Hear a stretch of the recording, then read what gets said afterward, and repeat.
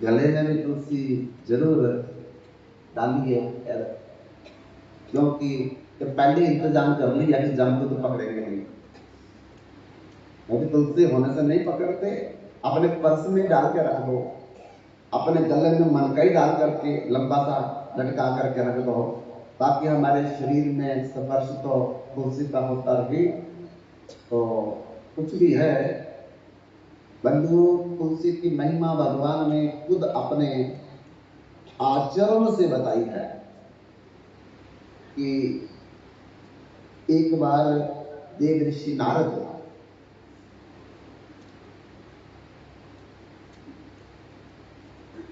स्वर्ग से आ रहे थे, और जब वो आने लगे तो इंद्र ने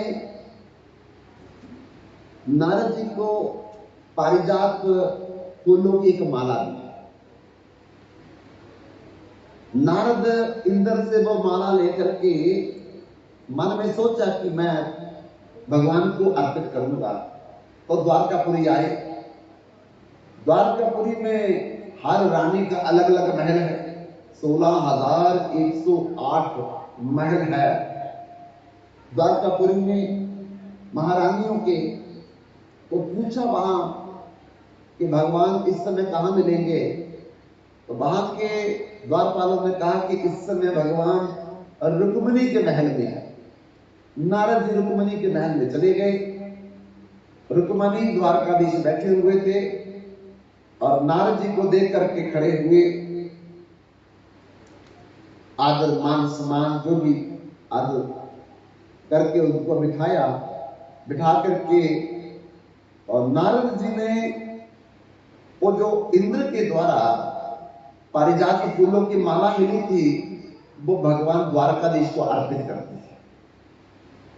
और जैसे द्वारकाधीश को अर्पित की है तो द्वारकाधीश ने क्या किया, वो माला और रुक्मिणी के बालों में सजा दी। नारद जी अब चल करके रुक्मिणी के महल से सत्याभामा के पास आ गए। सत्याभामा नारद जी की शिष्या है, तो गुरु जी को देख करके बड़ी प्रसन्न हुई और कहने लगी कि गुरुदेव आज आपका कैसे पदार्पण हुआ। और नारद जी कहते कि देखो हम लोग स्वर्ग से जब चलने लगे, इंद्र ने हमको पारिजात फूलों की माला दी और हमने मन मन में सोचा कि द्वारकाधीश को देंगे, तो हमने आकर के द्वारकाधीश को वो बड़े प्रेम से माला दी। उन्होंने अपने पास ना रख करके वही माला रुक्मिणी के बालों में सजा दी। बस इतना सुनना था, सत्याभामा तो हाथ पैर मारने लगी, क्योंकि रुक्मिणी से तो बहुत जलसी करती थी सत्याभामा कि भगवान ने देखो रुक्मिणी को दी वो माला, मेरे को क्यों नहीं दी। अब नारद जी को तो बस इतना बोलना था, चिंगारी लगा के चले। जब चिंगारी लगा के नारद जी चले गए तो सत्याभामा का जो क्रोध है 7वें आसमान के ऊपर चला गया। अब भगवान हर महल में एक बार तो जाते ही थे खबर लेने के लिए। तब शाम को जब द्वारकाधीश सत्याभामा के महल में आए तो पहले तो जब भी भगवान आते थे पता चलता था द्वारपालों से, बाहर आकर के स्वागत करती थी, आरती करती थी। आज क्रोध में है सत्याभामा, तो बंधु भगवान दरवाजे पर खड़े हैं। द्वारपालों ने जाकर के बोला भी, लेकिन सत्याभामा दरवाजे पर नहीं आई। द्वारकाधीश अंदर चले गए। अंदर जाकर के देखते हैं कि सत्याभामा कहीं दिखाई नहीं दे रही, आवाज मार रहे हैं। आवाज मारने पर भी जब सत्याभामा ने कोई जवाब नहीं दिया और नजर गई चूल्हे की तरफ, तो आगे चूल्हा जलता था, आज चूल्हा भी बंद है, लकड़ियां बिखरी पड़ी है, तवा उल्टा रखा है, चिमटा तवा बेलना ये सारा चूल्हे के साथ खड़ा किया हुआ है, लेकिन सत्याभामा न आवाज न दिखाई दे रही है। भगवान और अंदर जाकर के आवाज लगाते हैं तो क्या देखा, सत्याभामा ने पूरे बाल खोल रखे,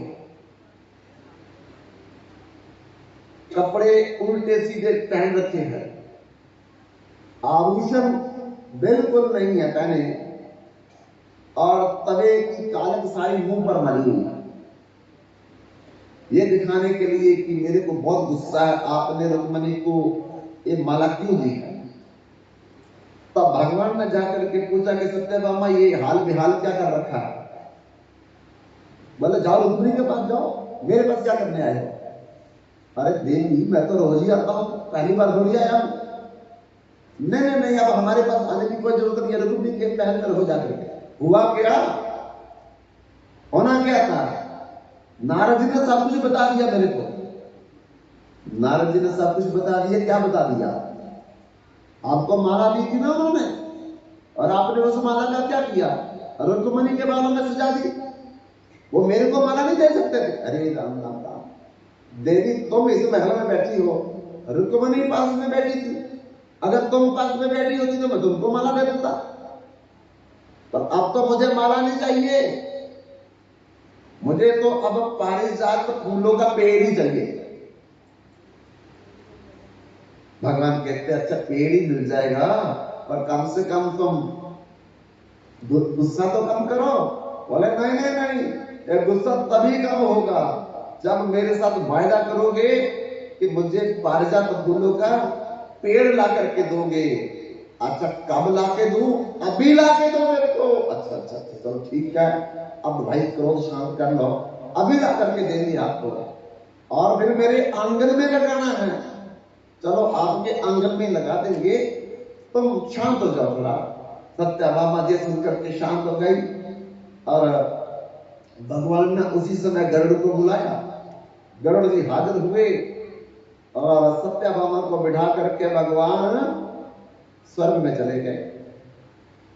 स्वर्ग में जाकर के इंद्र को बोला कि इंद्र हमें पारिजात फूलों का पेड़ चाहिए, क्योंकि मैंने सत्याभामा से वायदा किया है, और जब हम लोग मृत्यु लोक में अपनी लीला संवरण करके वापस जाएंगे वैकुंठ लोक में, तो आपका ये पेड़ हमको वापस देते जाएंगे स्वर्ग में।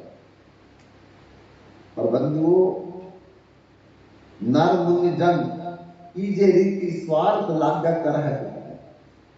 ये जितने देवता हैं, जितने मानव है, जितने दानव है, ये सब अपने अपने स्वार्थ की बात करते हैं। जब कुछ देने की बात आती है तो फिर ये मुकर जाते हैं। इंद्र तो अकड़ गया, कैसे दे दें आपको, ये तो हमारे स्वर्ग के नंदन मन की शोभा है। भगवान ने कहा भैया अरे एक ही पेड़ मांगा है, मैं बाकी पेड़ तो नहीं मांगे, जब मैं वापस आऊंगा तो देता जाऊंगा। इंद्र कहता ना, ये बिल्कुल नहीं मिलेगा।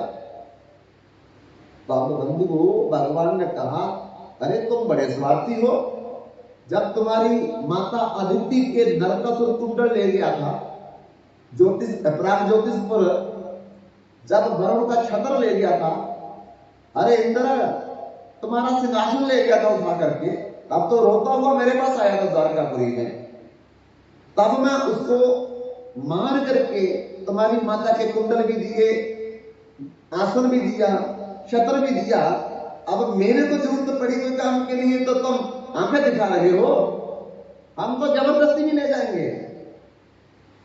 इंद्र कहता ना ये भी मिल सकता आपको। तब भगवान और इंद्र का युद्ध हुआ, इतना भयंकर युद्ध हुआ है तो आखिरी में भगवान को सुदर्शन चक्र को बुलाना पड़ा। जब भगवान सुदर्शन चक्र बुला करके छोड़ने लगे तो बीच में अदिति माता आ गई, इंद्र की माता, देवताओं की माता, हाथ जोड़ करके कहने लगी कि श्री कृष्ण ऐसा मत करो, एक तुम्हारा ही बड़ा भाई है, तुम मेरे भी पुत्र हो और ये देवता भी मेरे पुत्र हैं।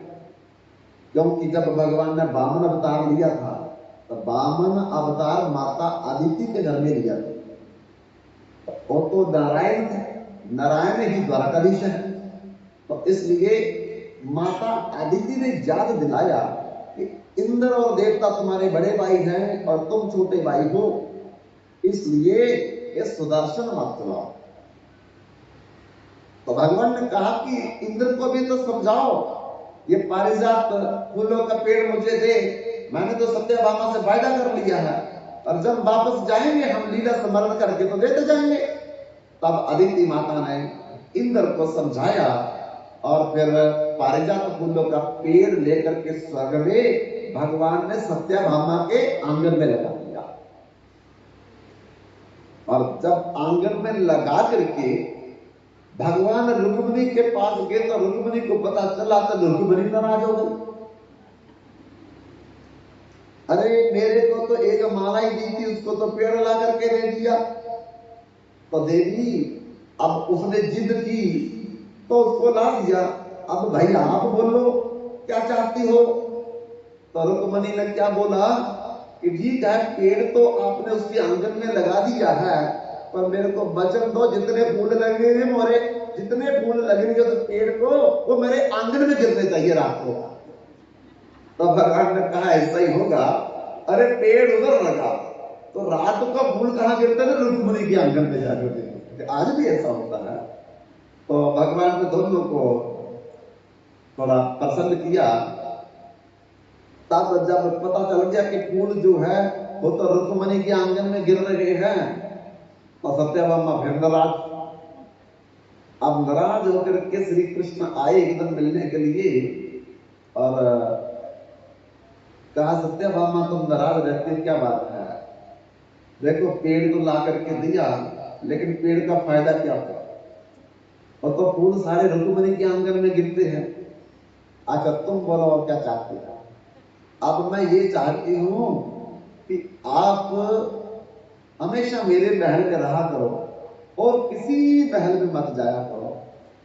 बोलती ये कैसे संभव हो सकता है। अरे माता रोहिणी से मैंने मिलना, माता देवकी से मैंने मिलना, वसुदेव पिताजी से मिलना है, अपने बलराम भाई से मिलना है, मैंने बाकी रानी से भी मिलना है। ऐसे कैसे हो सकता है कि तेरे महल में बंद होकर के बैठ जाऊं। तो भगवान ने ये बात नहीं मानी। तो सत्यभामा ने अपने गुरुदेव नारद को जान दिया।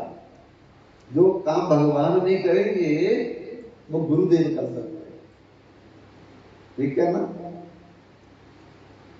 हरि सेवा 16 वर्ष, गुरु सेवा फल 4, तो भी नहीं बराबरी शास्त्र की विचार। गुरु सेवा भगवान से कई करोड़ गुना बढ़कर के। 3 लोक लोखंड में गुरु से बड़ा न कोई। 3 लोक लोखंड में गुरु से बड़ा न कोई। करता करे ना कर सके, गुरु करे सो कोई। अरे भगवान नाराज हो जाए तो गुरु मना देंगे, अगर गुरु नाराज हो जाए तो भगवान में भी समर्थता नहीं है कि उसको मना देंगे। इसलिए गुरु गोविंद दोनों खड़े, काको लागू पाए, बलिहारी गुरु अपने, जिन्हें गोविंद मुझे दिखाए। क्योंकि गुरु गोविंद दिखाएगा, गोविंद से मिलाएगा, तो गुरु बड़ा है, भगवान छोटे हैं। लेकिन ऐसा मत समझना कि भगवान छोटे हैं। भैया भगवान की कृपा के बगैर गुरु नहीं मिलता, गुरु की कृपा के बगैर फिर भगवान नहीं मिलते। बिना हर कृपा न मिले सत्संगा। बिना भगवान की कृपा से गुरु नहीं मिलते हैं। पहले तो हम लोगों ने सीताराम राधे श्याम अपने घर में करना है, और करते करते जिस दिन भगवान प्रसन्न हो जाएंगे गुरु अपने आप ही घर में आ जाएगा। जाने की जरूरत नहीं है, गुरु को ढूंढना नहीं चाहिए, गुरु अपने आप आएगा। ये भगवान की जिम्मेदारी है। हमारी जिम्मेदारी बस इतनी है, सीताराम सीताराम सीताराम कहिए, जाके दीदी राके राम तारे बेचुराई। सीताराम सीताराम सीताराम जाके दीदी राके राम। राधे श्याम राधे श्याम राधे श्याम कही, जाके दीदी राके राम तारे भेद रही। राधे श्याम राधे श्याम राधे श्याम कही, जाके दीदी राके राम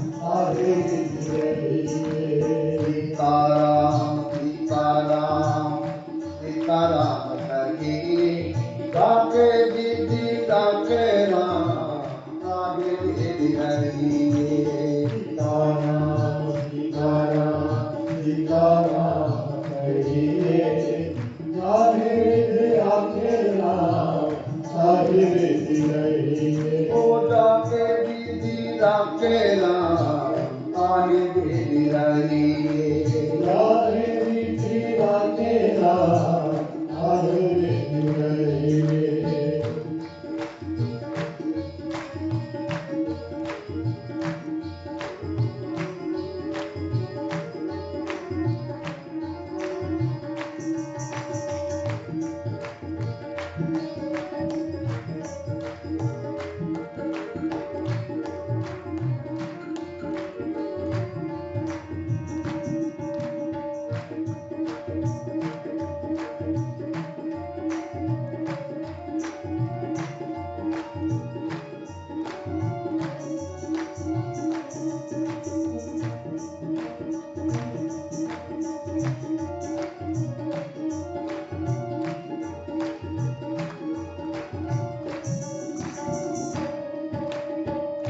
मुख में हो राम राम राम से बात में मुख में हो राम राम राम देव हाथ में तू अकेला नहीं प्यारे राम तेरे साथ में तू अकेला नहीं प्यारे राम तेरे साथ विधि का विधान जान हानि ना सही जाने बेदी राखे राम आहे बेदी रही सीताराम सीताराम सीताराम हरे जाने बेदी राखे राम आहे बेदी रही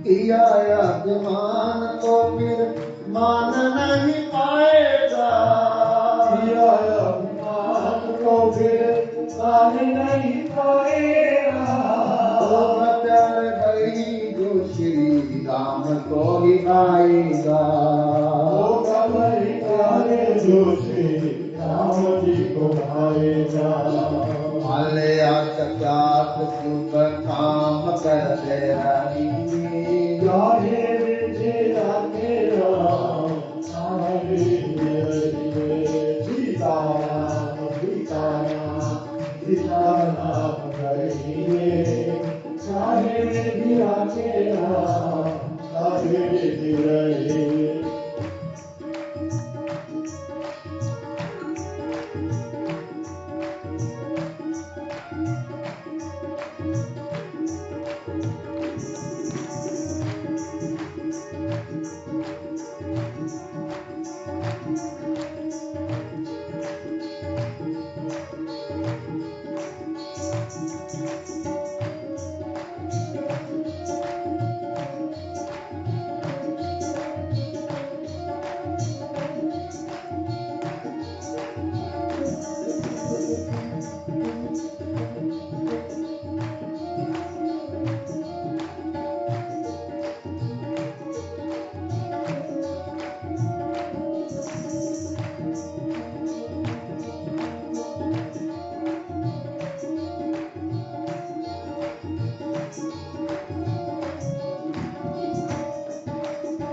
जिंदगी की दौड़ छोड़ हाथ बिना नाथ के जिंदगी की दौड़ छोड़ हाथ बिना नाथ के महलों में राके चाहे जो बड़ी में बात ले महलों में राखे चाहे छोड़ी रात में का खाते खाते सीताराम जी चाहे राखे राम आहे बेदी रही सीताराम सीताराम सीताराम करेंगे जाने तेरा तेरा सारे वेद करेंगे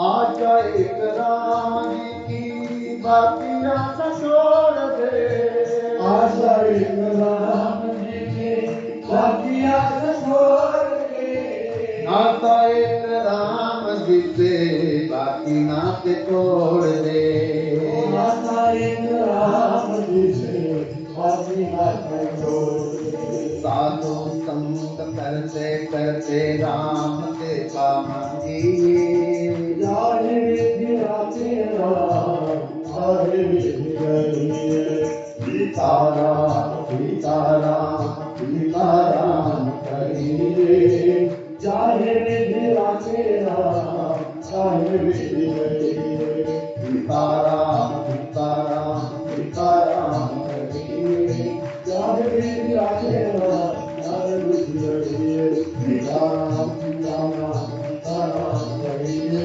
जाने तेरा तेरा सारे वेद करेंगे सीताराम सीताराम सीताराम करेंगे जाने तेरा तेरा सारे वेद करेंगे करता करे ना कर सके गुरु करे सो होए तीन लोक नौखंड में गुरु से बड़ा ना कोई बंधुओं आपने गुरु जी को याद किया देव ऋषि नारद जी सत्याभामा के पास पहुंच गए कहा देवी जान क्या है गुरुदेव बड़ी बड़ी समस्या है बोलो क्या समस्या है द्वारकाधीश मेरे महल से बाहर नहीं जाने चाहिए ऐसा मंत्र दो मेरे को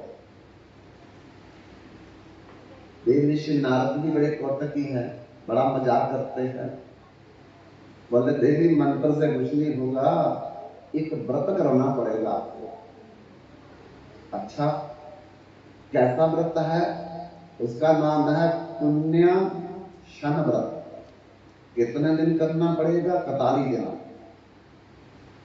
देवी 41 दिन करना पड़ेगा तेरे को ये व्रत और अपने हाथ से बना करके खाओगी 3 बार स्नान करोगी भूमि पर शयन करना पड़ेगा तब बाद में हम लोग द्वारकाधीश को लेकर के उद्यापन करवाएंगे अनुष्ठान का उद्यापन करने के बाद द्वारकाधीश तुम्हारे ही होंगे सत्याभामा कहती कुछ भी करना पड़े पर मैं करूंगी जरूर लाओ जी इस व्रत का पालन किया माता सत्याभामा ने और सत्याभामा ने जब ये व्रत का पालन किया तो उद्यापन का समय आया तो देव ऋषि नारद ने द्वारकाधीश को भी साथ में उठाया और बिठा करके सब रानियों को भी निमंत्रण दिया 16,108 रानियां बैठ करके द्वारकाधीश की उपस्थिति में सत्याभामा के द्वारा नारद जी व्रत का उद्यापन करवाने लगे मोक्ष करवाने लगे और बंधुओं जैसे उस व्रत का उद्यापन पूरा हुआ और उसी समय सब रानियां तो अपने अपने महलों में लोग अपने अपने महलों में चले गए लेकिन द्वारकाधीश जो है अब सत्याभामा के महल में ही रहने लगे एक भी कदम महल के बाहर नहीं जाते अब जब रानियों को ये पता चला कि व्रत के प्रभाव से द्वारकाधीश जो है वो सत्यभामा के महल में ही अब रहते हैं, तो क्या किया जाए क्या ना किया जाए।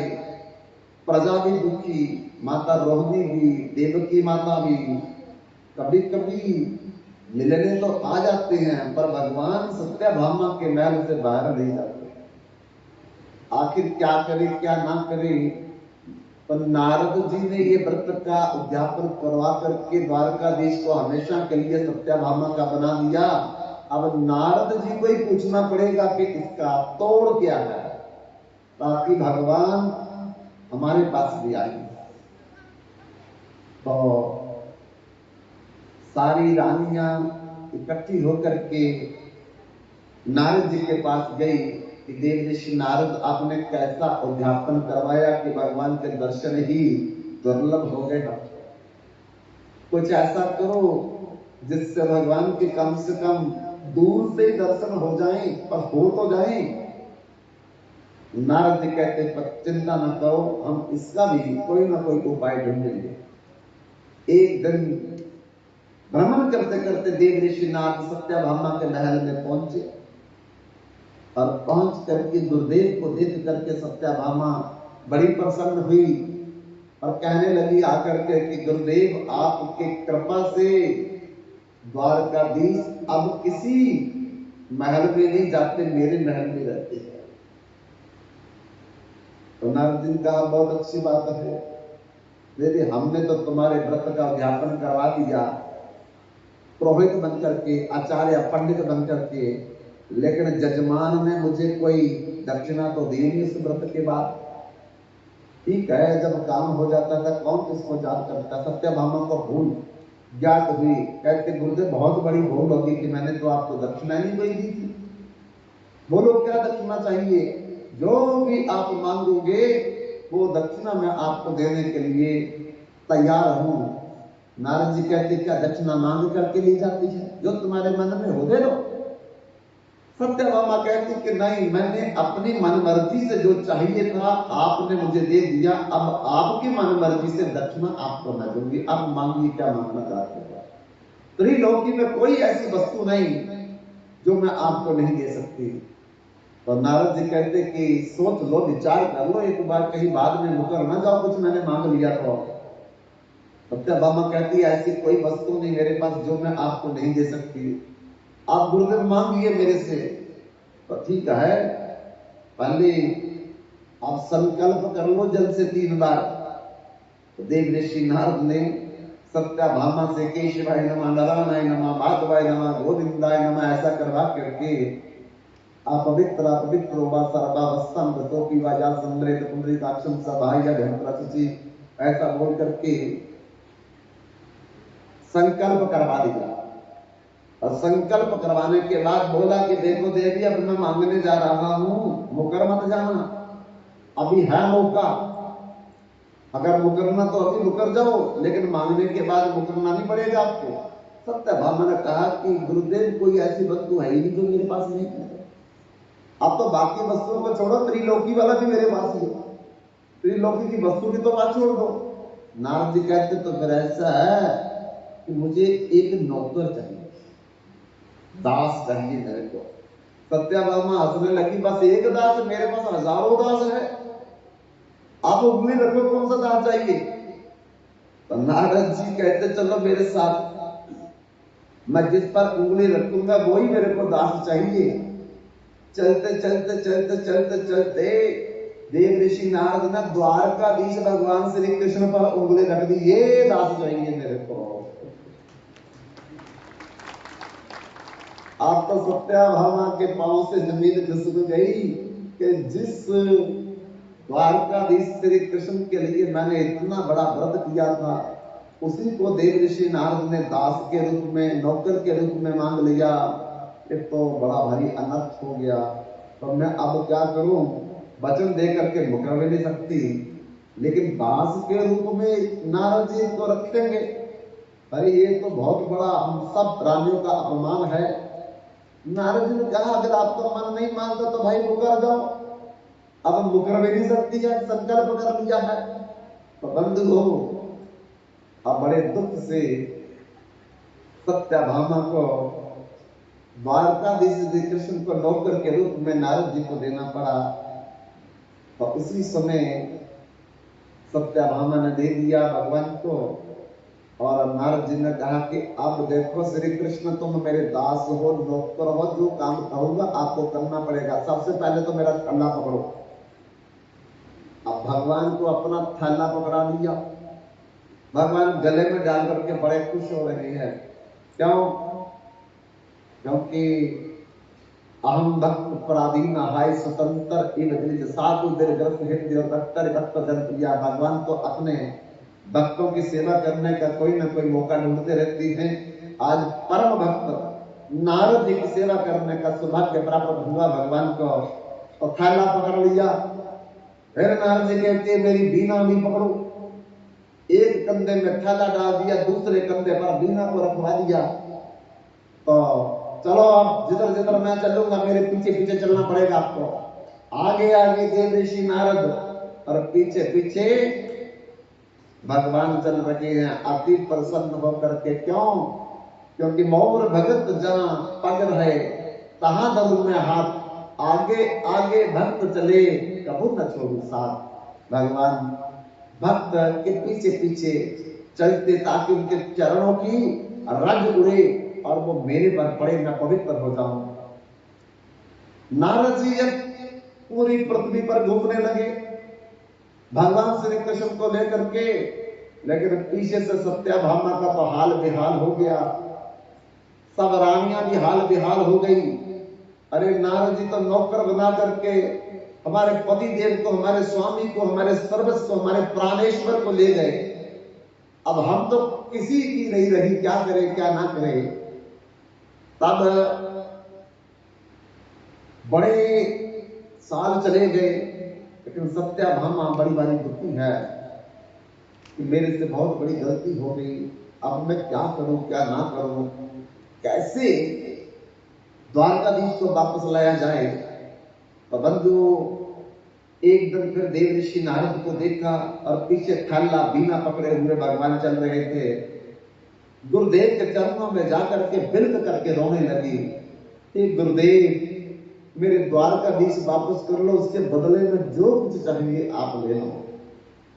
बंधुओं, नारद जी कहते ये भी सौदा मेरे को मंजूर है। तो क्या दोगी आप? बोले कुछ भी ले लो, द्वारकाधीश दे दो, त्रिलोकी की कोई चीज ले लो, त्रिलोकी नाथ दे दो मेरे को वापस। नारद जी कहते ठीक है, फिर तुम ऐसा करो, अगर त्रिलोकी नाथ को लेना चाहते हो तो इनका तुला दान करके बराबर में मुझे धन सोना दे दो। सत्यभामा कहती कोई प्रॉब्लम नहीं, क्योंकि सत्यभामा राजा सत्रजित की पुत्री थी, और राजा सत्रजित के पास एक समंतक मणि थी जो सत्यभामा को दहेज में मिली थी। और ये ऐसी मणि थी कि इसकी सुबह पूजा आरती करने के बाद 80 तोले सोना वो गिरा देती थी। और रोज 80 तोले सोना गिरता है तो कितना सोना गोदाम में होगा। सत्यभामा को धन की, सोने की, चांदी की कोई भी मुश्किल नहीं थी। तुला सोने की बनाई गई और उस तुला में एक पलड़े पर भगवान को बिठाया, दूसरे पलड़े पर अपना गोदाम खोल करके सोना चांदी धन रखने लगी। अरे गोदाम खाली हो गया, लेकिन भगवान का पलड़ा जमीन से अभी सूत्र भर भी नहीं हिला। अब तो सत्यभामा चिंता में हो गई, अरे ये क्या हो गया, सारा गोदाम खाली हो गया लेकिन अभी तक भी पलड़ा हिला नहीं। तब बंधुओं ये सत्यभामा सब रानियों के पास जा जा करके उनके आभूषण उधार मांग मांग करके लाने लगी कि सबको वापस मिल जाएंगे, एक बार भगवान का तोड़ हो जाए बराबर। सब रानियों को पता चला कि हमारे द्वारकाधीश जो है वो पुनः हमको वापस मिल सकते हैं, पर एक ही शर्त है, तुलादान। करने के बाद सब भाग भाग करके आकर के अपने जितने आभूषण थे, जितना सोना था, वो सत्याभामा को दे करके और पलड़े में रखने लगी। पर फिर भी पलड़ा एक रति न भी उठा नहीं। तब तो रानियां परेशान हो गई, दुखी हो गई कि ऐसे तो भगवान हमको फिर भी नहीं मिलेंगे। तब नारद जी के चरणों में गिर करके सब रानियां नारद जी को बोलने लगी है, तन मन धन असा देना, शाम असा जाने न देना।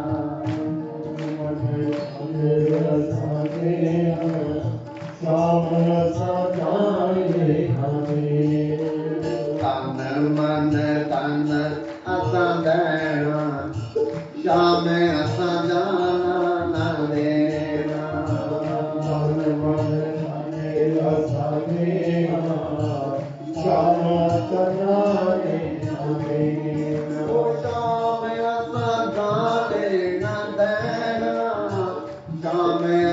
जाने न देना, शाम सजाने न देना, शाम सजाने न देना।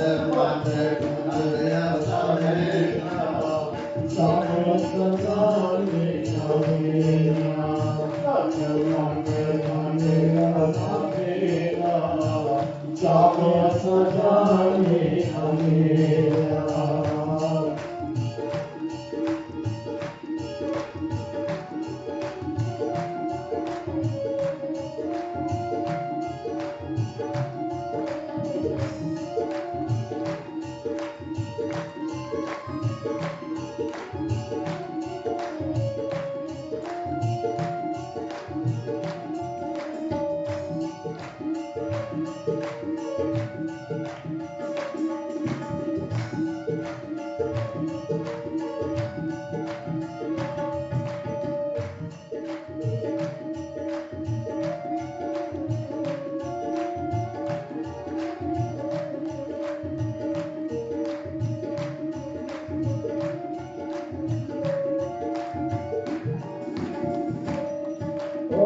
मिलजुल सखियों ने पलड़ा बनाया, मिलजुल सखियों ने पलड़ा बनाया।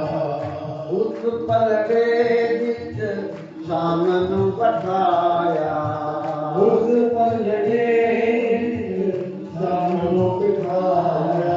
मिलजुल सखियों ने पलड़ा बनाया, पलड़ा बनाया। उस पलड़े विच शाम नू बिठाया, उस पलड़े विच शाम नू बिठाया। एक पासे पाया सारा गहना, हमें सजाना न देना।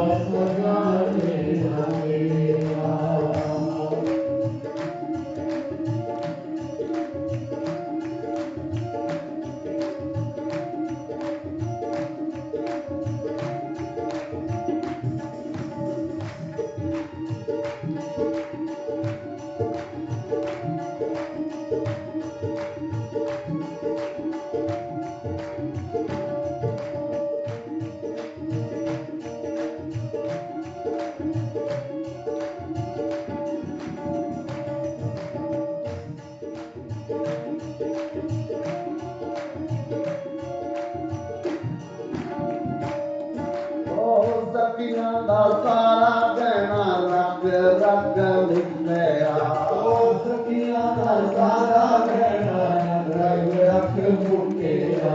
शाम वाला पलड़ा आदे बिना टुकया, शाम वाला पलड़ा आदे बिना टुकया।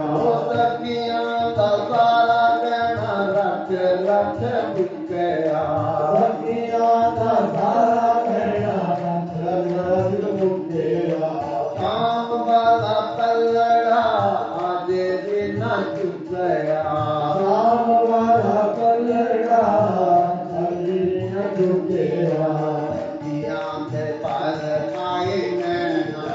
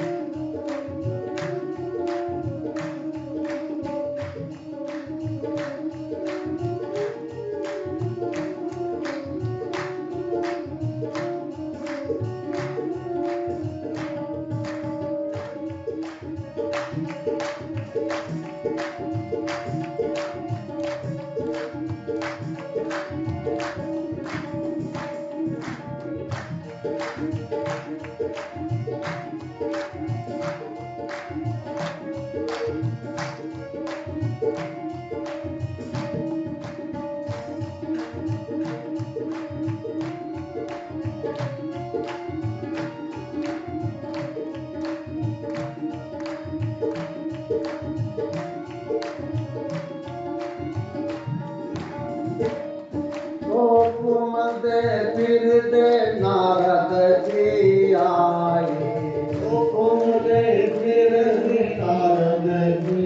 आए शाम बल देख के वो बड़े मुस्काए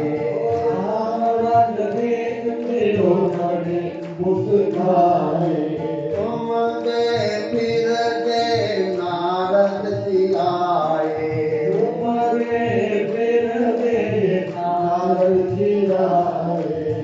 शाम बल देख के वो बड़े मुस्काए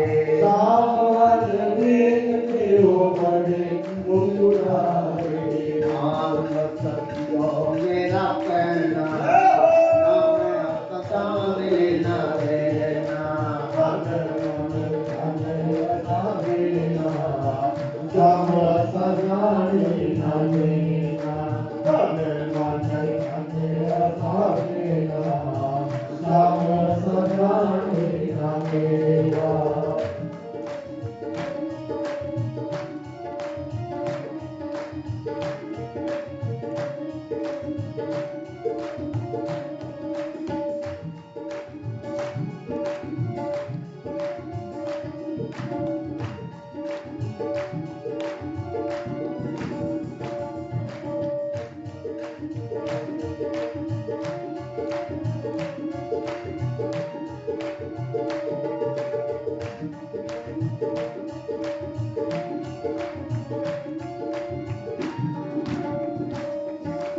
नारद ने तुलसी का पत्ता मंगवाया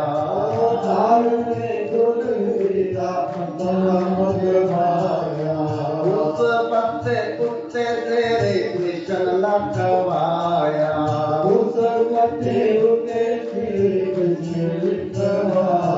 ओ नारद ने तुलसी का पत्ता मंगवाया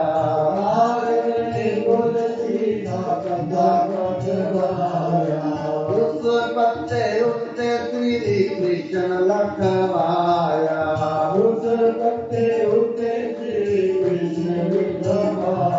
ओ पल्लड़ा बराबर है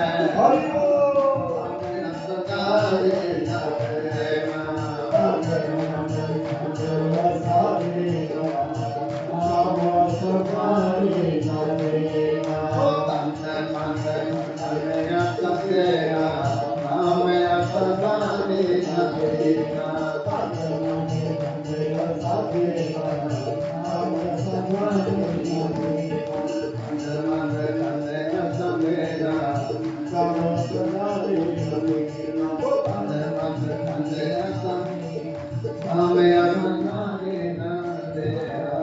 मणिकांचन पुष्पाणि तुलसी मुक्ता म्यानि पारिजा तुलसी दल मात्र से कला मनारम जोर से। भगवान कहती है हीरे जवाहरात मोती मूंगा गुलाब कमल पारिजात कितने भी फूल कोई मुझे चढ़ाए मैं उतना प्रसन्न नहीं जितना तुलसी मंजरी चढ़ाने पर प्रसन्न होता। मुक्ता न्यामी तुलसी दल मात्र से कलम नारहम की सोच। तुलसी के एक पत्ते के बराबर दुनिया की कोई भी चीज नहीं है। अरे नारद जी ने रानियों की दशा देख करके कहा ये सारा गहना निकाल दो धन निकाल दो, इससे भगवान नहीं बराबर होने वाले। अगर धन के बराबर हो जाए भगवान गहने के बराबर हो जाए तो हमारी बहनें गहने दे करके शाम को खरीद लेती। अमीर लोग धन दे करके भगवान को बंद कर लेंगे अपने कमरे में, लेकिन ऐसा कोई भी वस्तु नहीं जो भगवान के बराबर है। उसी समय सारा पदड़ा खाली करवा दिया देव ऋषि नारद ने।